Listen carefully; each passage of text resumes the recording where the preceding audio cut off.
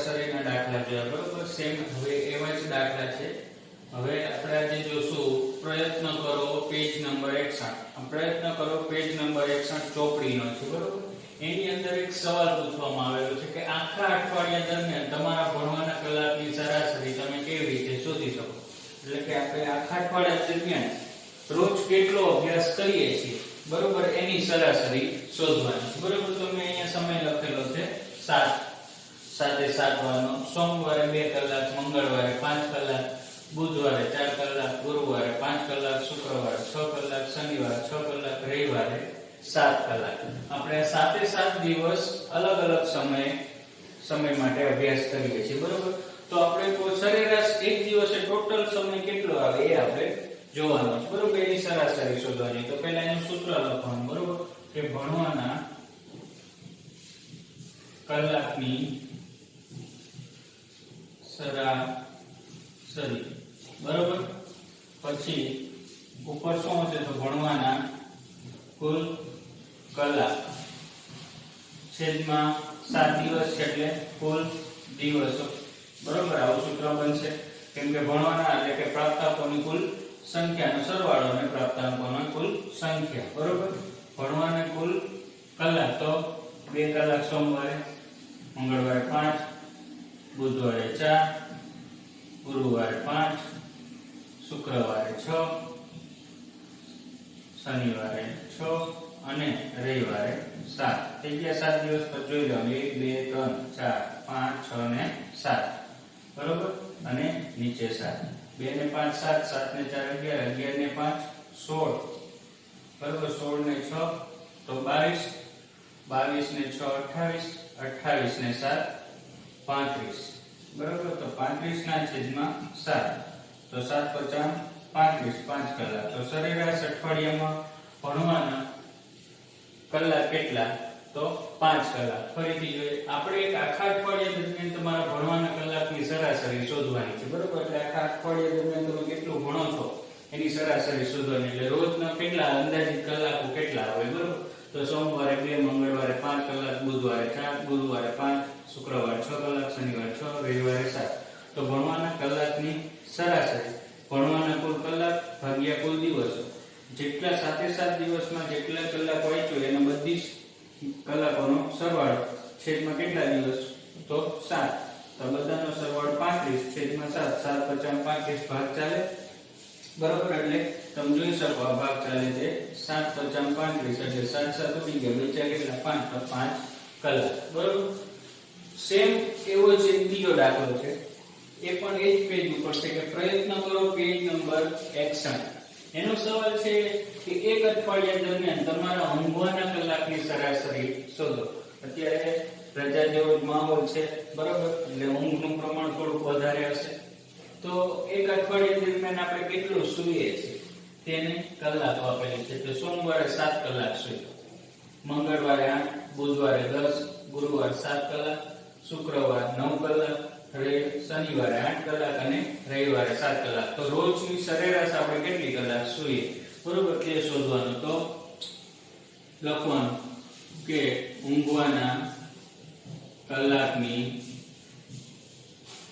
સરાસરી, બરોબર. માટે તો ઉપર શું આવશે, તો ઊંઘવાના કુલ કલાક છેદમાં કુલ દિવસો, બરોબર. ઊંઘવાના કુલ કલાક તો ઊંઘવાના 7 દિવસના કલાક લખી 7 + 8 + 10 + 7 + 9 + 8 + 7, બરોબર. 1 2 3 4 5 6 ને 7 છેદમાં કુલ દિવસ તો કેટલા 7, બરોબર. 7 ને 7 14 ને 15, 15 ને 10 25, 25 ને 7 32, 32 ને 9 41, 41 ને 49, 49 ને 7 56, બરોબર. તો 56 ના છેદમાં 7, તો 7 8 56, તો 7 7 65, તો કેટલો આવે 8 કલાક. આપણે રોજની 8 કલાક સરેરાશ 8 કલાક ઊંઘ કરીએ છીએ, બરોબર. ફરીથી જોઈએ કે એક અઠવાડિયા દરમિયાન તમારા ઊંઘવાના કલાકની સરાસરી શોધો. એટલે કે આપણે રોજ કેટલું સૂઈએ છીએ અને અંદાજે સરાસરી શોધવાની છે બરોબર. અઠવાડિયા દરમિયાન આપણે કેટલું, તો અઠવાડિયાના 7 એ 7 દિવસની કલાક લખેલી છે આપણે કે સોમવારે 7 કલાક, મંગળવારે 8 કલાક, બુધવારે 10, ગુરુવારે 7, શુક્રવારે 9, શનિવારે 8 અને રવિવારે 7. તો એનું સૂત્ર શું બને, તો ઊંઘવાના કલાકની સરાસરી શોધવાની. તો ઊંઘવાના કુલ કલાક છેદમાં કુલ દિવસ, બધી જ કલાકોનો સરવાળો ભાગ્યા 7 દિવસ, તો 56 આવે બધી કલાકનો સરવાળો, અને છેદમાં 7, તો ભાગાકાર કરતા 7 7 આના ભાગ ચાલશે, 7 8 56, તો 7 7 કેન્સલ, બચ્યા કેટલા, તો 8 કલાક. અંદાજિત સરેરાશ 8 કલાક ઊંઘીએ છીએ.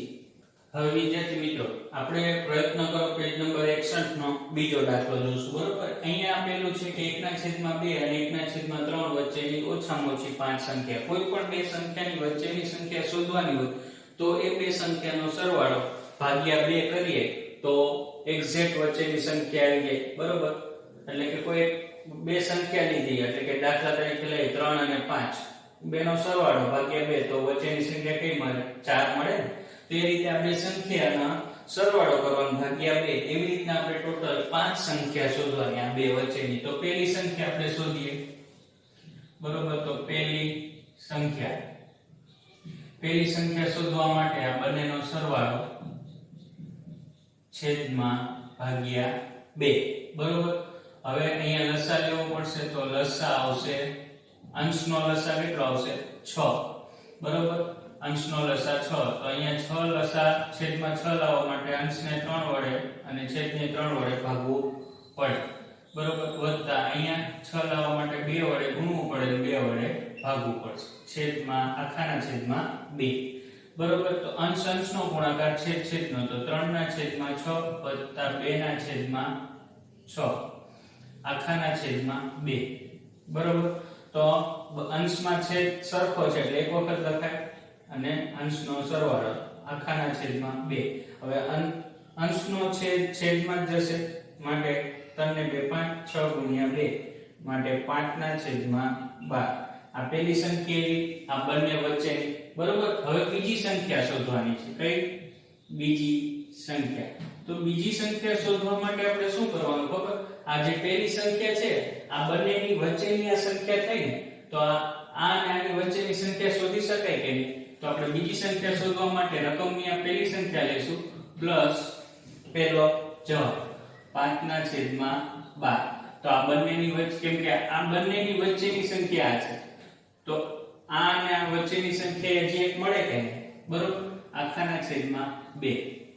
અહીંયા અંશનો લસા કેટલો આવશે, તો 12. કેટલો આવે, 12. 12 એકા 12 ને 2 ના ઘડિયામાં 12 આવશે, એટલે બંનેની સમાન સંખ્યા પહેલી 12 જ થશે, એટલે લસા 12 બરોબર. 12 લસા છે, તો અહીંયા 12 લાવવા માટે 6 વડે ગુણવું પડે અને 6 વડે ભાગવું પડે. અહીંયા ઓલરેડી 12 છે એટલે 1 વડે ગુણવાનું ને 1 વડે ભાગવાનું, આખાના છેદમાં 2 બરોબર. તો 6 એકા 6, 6 દુ 12, 5 એકા 5, 12 એકા 12 આખાના છેદમાં 2. છેદ સરખો એટલે એક વખત લખાય, અંશનો છેદ સરખો છે એટલે એક વખત લખાય. 6 ને 5 11, અહીંયા લખીએ 6 ને 5 અને આખાના છેદમાં 2. હવે અંશનો છેદ છેદમાં જશે, 6 ને 5 11, 12 ગુણ્યા 2, તો 12 દુ 24, એટલે 11 ના છેદમાં 24. એટલે આ બીજી સંખ્યા, આ પહેલી, આ બીજી.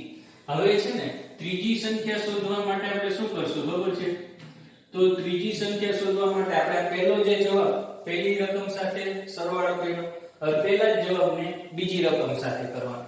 એટલે જો પહેલા આ બેની વચ્ચેની સંખ્યા આવી, પછી આ અને આની વચ્ચેની સંખ્યા 11 ના છેદમાં 24. હવે આ અને આની વચ્ચેની સંખ્યા કઈ આવશે તે આપણે શોધીએ. તો 1 ના છેદમાં 3 વત્તા 5 ના છેદમાં 12 આખાના છેદમાં 2. આખી ચોપડીમાં એક જ દાખલો છે બરોબર. આનો લસા આવશે 12. હવે અહીંયા લસા 12 છે, તો 1 ના છેદમાં 3, અહીંયા 12 લાવવા માટે 4 વડે ગુણવું પડે, 4 વડે ભાગવું પડે, પ્લસ 5 ના છેદમાં 12 એટલે 1 વડે ગુણવાનું ને 1 વડે ભાગવાનું, આખાના છેદમાં 2 બરોબર. અહીંયા 12 આવશે 4, 5 ના છેદમાં 12 અને આખાના છેદમાં 2. છેદ સરખો છે અંશનો એટલે એક વખત લખાય, અંશનો સરવાળો આખાના છેદમાં 2 બરોબર. તો 5 ને 4 9 અને 12 ગુણ્યા 2 માટે 9 ના છેદમાં 24 બરોબર એટલે જોઈ શકો આ બે ની વચ્ચેની સંખ્યા મળી આ અને આની વચ્ચેની સંખ્યા 2 ના છેદમાં 24 અને 5 ના છેદમાં 12 અને 3 ની વચ્ચેની સંખ્યા 9 ના છેદમાં 24 એટલે આ બંનેની વચ્ચેની સંખ્યા ટોટલ 3 મળી ગઈ બરોબર તો પણ હજી બે બાકી બરોબર પાંચ સમય સંખ્યા શોધવાની એટલે ચોથી સંખ્યા હવે ચોથી સંખ્યા શોધવા માટે આપણે શું કરવાનું ખબર કેમ કે તમે જોઈ શકો 1 ના છેદમાં 2 5 ના છેદમાં 12 વચ્ચેની આ સમય સંખ્યા મળી બરોબર તો આને 1 ના છેદમાં 2 વચ્ચેની સમય સંખ્યા મળે કે નહીં મળે બરોબર માટે 1 ના છેદમાં 2 વત્તા 11 ના છેદમાં 24 એટલે હવે બીજો જવાબ છે એને રકમ સાથે સરવાળો કરવાનો ભાગ્યા 2 બરોબર તો અહીંયા લસા આવશે 24 કેટલો આવશે 24 માટે અહીંયા 24 લાવવા માટે 12 વડે ગુણવું પડે અને 12 વડે ભાગવું પડશે અહીંયા 24 છે એટલે 1 વડે ગુણવાનું ને 1 વડે ભાગવાનું આખાના છેદમાં 2 બરોબર 12 ના છેદમાં 24 વત્તા 11 ના છેદમાં 24 આખાના છેદમાં 2 છેદ સરખો છે અંશનો એટલે એક વખત લખાય 12 વત્તા 11 આખાના છેદમાં 2 બરોબર માટે 12 વત્તા એટલે કે 23 ના છેદમાં 24 ગુણ્યા 2 અંશનો છેદ છેદમાં જાય એટલે 23 ના છેદમાં 48 બરોબર સેમ હવે પાંચમી સંખ્યા